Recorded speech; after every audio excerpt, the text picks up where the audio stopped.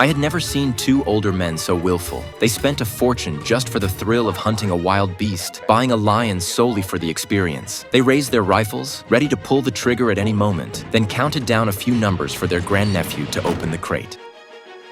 What they didn't expect, however, was that the lion had completely lost its wildness and had no desire to attack. Hey, come on out of there. Get your lion butt out of there. Looks awful tame. It was obvious the two old men had been tricked. The zoo had sold them an elderly, frail lion at the price of a young, vigorous one. Seeing this, the men lost all interest in hunting, but their grandnephew had an idea. So, can I keep it?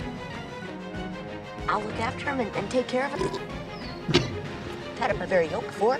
After giving it some thought, the old men agreed they would wait until the lion regained its strength, and then they could enjoy a proper hunt later. And so, Walter ended up with his first pet in life, a very gentle lion. Yet this kind of crazy behavior was just the tip of the iceberg for the two old men. A few days earlier, Walter's mother had forcibly sent him to this remote countryside to live with the two men for a while. She explained to her son that the men had been absent for 40 years and had returned with millions in assets. Since they had no children of their own, she hoped Walter would get along with them so that, after their deaths, he could inherit this enormous fortune. Maybe settle down. But when Walter arrived at his destination, he was dumbfounded. Looking at the rundown wooden cabin before him, he could hardly believe it was the home of millionaires. The moment he stepped out of the car, a pack of dogs surrounded him, and even a little sow ran over. Clearly, Walter was not a welcome guest. After searching for a while, his mother finally found the two men fishing by the river. Upon seeing her, You sent for a hooker?